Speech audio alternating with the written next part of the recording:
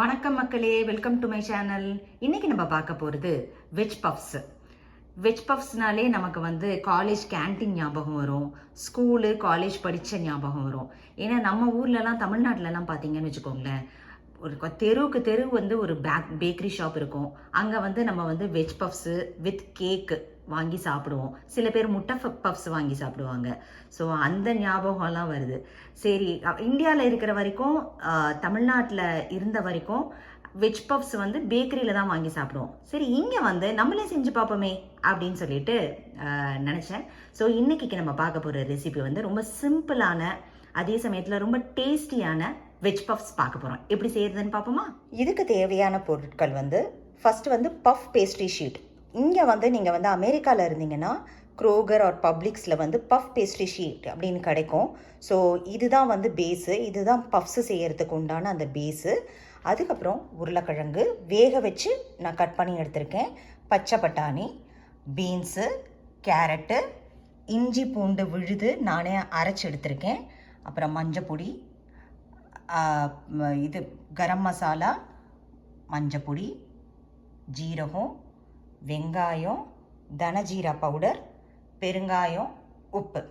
இவ்வளவு தான். ரொம்ப இன்கேஸ் இந்தியாவில் இருக்கீங்க அப்படின்னா அதுக்குண்டான பஃப் பேஸ்ட்ரி ஷீட்லாம் இப்போ எல்லா இடத்துலையுமே கிடைக்குது, எல்லா ரீட்டெயில் ஸ்டோர்லேயும் கிடைக்குது. ஸோ நீங்கள் அங்கே கேட்டு பார்த்தீங்கன்னா பஃப் பண்ணுற ஷீட்ஸ் இப்போ ரெடிமேடாகவே விற்கிறாங்க. அதை வாங்கி நீங்கள் பஃப் பேஸ்ட்ரி ஷீட் பண்ணலாம். ஃபஸ்ட்டு நம்ம அடுப்பை ஆன் பண்ணிக்கிறோம். ஃபஸ்ட்டு வெஜிடபிள் ஸ்டஃபிங், பஃப்ஸுக்கு மெயின் வெஜிடபிள் ஸ்டஃபிங்கு. அது எப்படி பண்ணுறதுன்னு பார்க்க போகிறோம். அடுப்பு நல்லா காஞ்சிருச்சு, கொஞ்சமாக எண்ணெயை விட்டுக்கிறோம். நீங்கள் உங்கள் கமெண்ட் செக்ஷனில் உங்களோட காலேஜ் டேஸில் உங்களோட ஃபேவரட் ஸ்நாக்ஸ் என்ன அப்படின்னு சொல்லி அடிங்க. நான் காலேஜ் போகும்போதெல்லாம் பஃப்ஸு, மாஸா வாங்கி குடிப்பேன், ஸ்லைஸ் ஆர் மாஸா. அப்புறம் கேக்கு, இதெல்லாம் என்னோடய ஃபேவரட் ஸ்நாக்ஸு. எப்போதுமே ஃப்ரெண்ட்ஸ் கூட போகும்போது இதெல்லாம் வாங்கி சாப்பிடுவேன் நான். உங்களோட மெமரிஸ் என்ன அப்படின்னு சொல்லிட்டு கமெண்ட் செக்ஷனில் போடுங்க. நல்லா எண்ணெய் காஞ்சிருச்சு. இப்போ ஜீரகம் போட்டுக்கிறோம்.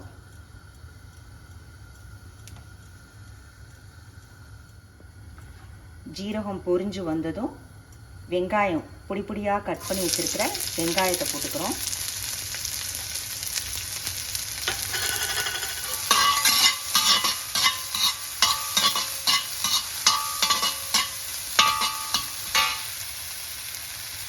நல்லா வெங்காயம் வதங்கிருச்சு. இப்போ நம்ம இஞ்சி பூண்டு விழுதை சேர்த்துக்கிறோம்.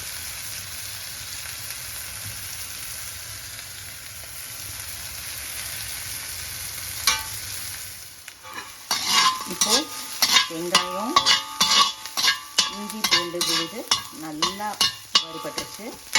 இந்த சமயத்தில் நம்ம பொடி பொடியாக நறுக்கி வச்சுருக்கிற கேரட், லாஸ்ட்டாக நம்ம உருளைக்கிழங்கு போட்டுக்கலாம். ஏன்னா உருளைக்கிழங்கு நான் பாயில் பண்ணி தான் கட் பண்ணி வச்சுருக்கேன். ஸோ அதனால் அது ஆல்ரெடி வெந்தது தான். ஸோ ஃபஸ்ட்டு நம்ம கேரட்டு, கொஞ்சம் பீன்ஸு, பட்டாணி,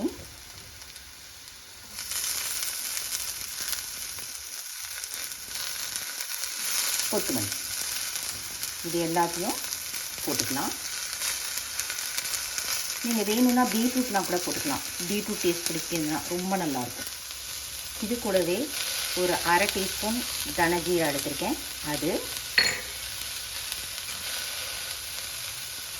கரம் மசாலா 1 டீஸ்பூன்,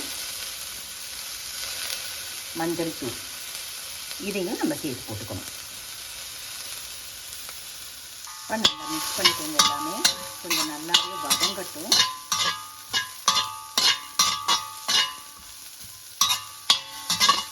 வேணும்னா காரப்பொடியும் சேர்த்துக்கோங்க.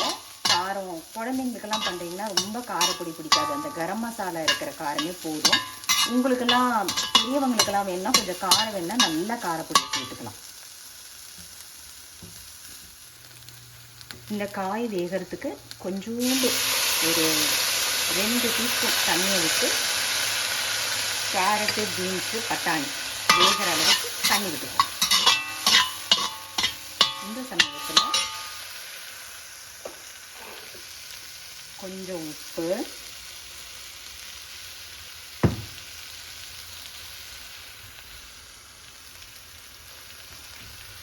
பெருங்காயம் இதையும் ஆட் பண்ணிக்கோங்க. எல்லாத்தையும் நல்லா வதக்கிட்டோம். இப்போ உருளைக்கிழங்கு மட்டும்தான் ஆட் பண்ணணும். இதை நல்லா இந்த காய் வேகிறதுக்கோசரம் நல்லா மூடி போட்டு ஒரு 5 நிமிஷம் வேக விட்டுருங்க. இப்போ நல்லா வெந்திருச்சு காய்கறி. இந்த சமயத்தில் நம்ம வேக வச்சிருக்கிற உருளைக்கிழங்கை இது கூட சேர்த்துக்கணும்.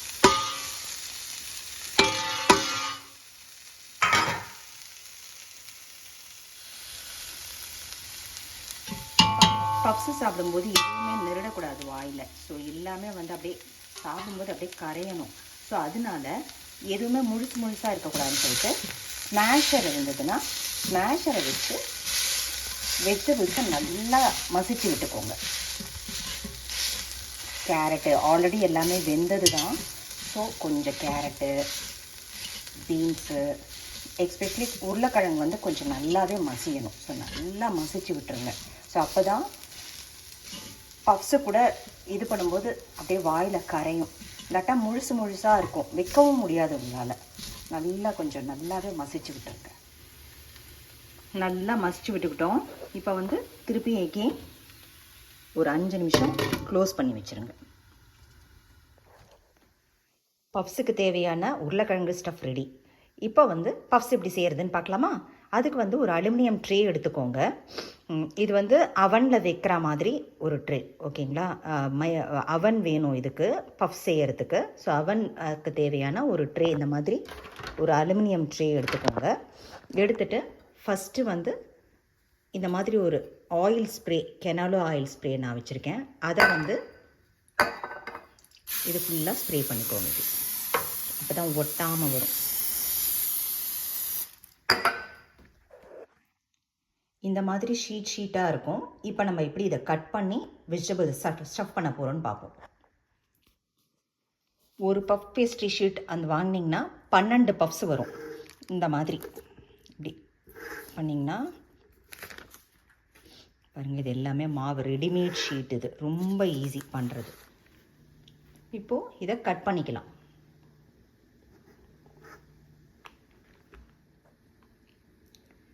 இப்போ நீளமாக கட் பண்ணி வச்சுருக்கேன். இப்போ இப்படி ஒரு கட் போட போகிறோம். ஸோ தட் இந்த இதில் வந்து 6 பீஸ் கிடைக்கும். அப்புறம் இன்னொரு இதில் ஒரு 6 பீஸ் கிடைக்கும். டோட்டலாக 12 பஃப்ஸ் பண்ண போகிறோம்.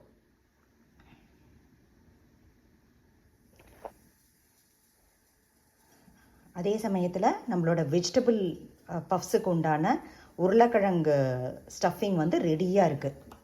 நல்லா சூப்பராக ரெடி ஆகிடுச்சு.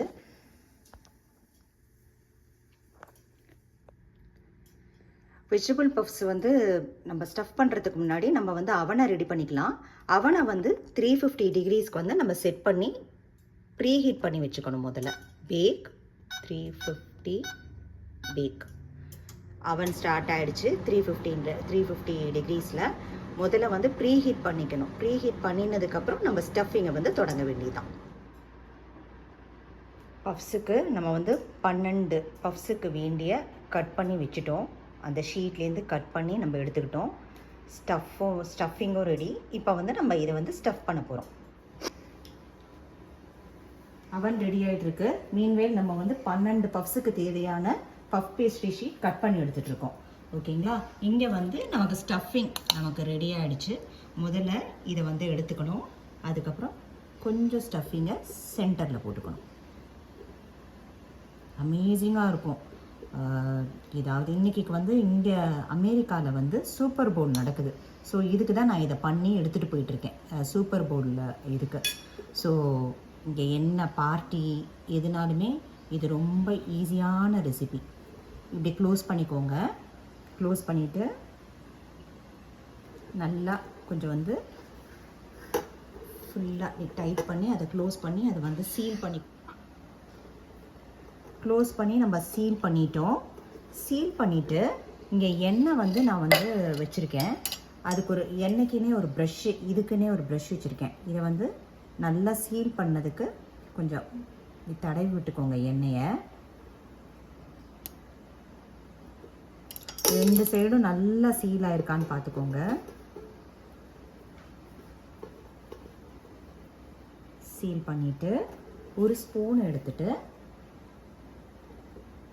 இது வந்து டிசைனுக்கு, இது நீங்கள் பார்ட்டிக்கு போகலாம். குழந்தைங்களுக்கு ரொம்ப பிடிக்கும் பஃப்ஸு. நம்ம வந்து கடையிலலாம் வாங்கவே வேண்டாம். இப்போ கடையிலலாம் வாங்குகிறோன்னு வச்சுக்கோங்களேன், இது வந்து ஒரு பஃப்ஸே வந்து $1.75 சொல்லுவோம். ஸோ நம்ம இது வந்து $4 தான் பஃப் பேஸ்ட்ரி ஷீட்டு. வாங்கிட்டோன்னாக்கா 12 பஃப்ஸு வந்துடும்.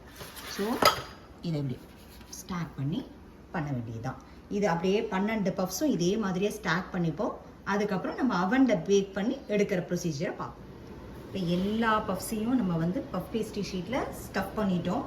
இப்போ வந்து நம்ம பேக் பண்ணி எடுத்துக்க போகிறோம். அவன் வந்து 350 டிகிரிஸில் ஆல்ரெடி ப்ரீ ஹீட் ஆகிட்டுருக்கு. இப்போ வந்து நம்ம இதை க்ளோஸ்லாம் பண்ண வேண்டாம். இதை அப்படியே எடுத்து அவனில் இப்படி வைக்க போகிறோம்.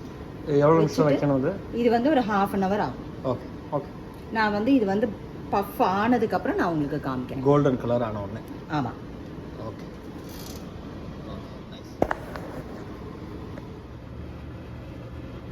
பஃப்ஸு நல்லா ஆயிட்டுருக்கு. இன்னும் ஒரு 10 more minutes கொஞ்சம் நல்லா ப்ரௌன் கலரில் வந்துச்சு. ஆல்மோஸ்ட் வெந்துடுச்சு. ஸோ ஒரு 5 to 8 minutesக்குள்ளே எடுத்துடலாம். பேக் பண்ணி எடுத்துட்டோம். 12 பஃப்ஸும் ரெடி. சுவையான பஃப்ஸ் ரெடி. இப்போ வந்து நாங்கள் சூப்பர் பவுல் கேமுக்கு கிளம்பிகிட்ருக்கோம். அங்கே நிறைய பேர் பாட்டில் எடுத்துகிட்டு வருவாங்க. ஸோ அதோடு சேர்த்து என்னோடய பஃப்ஸும் ரெடி.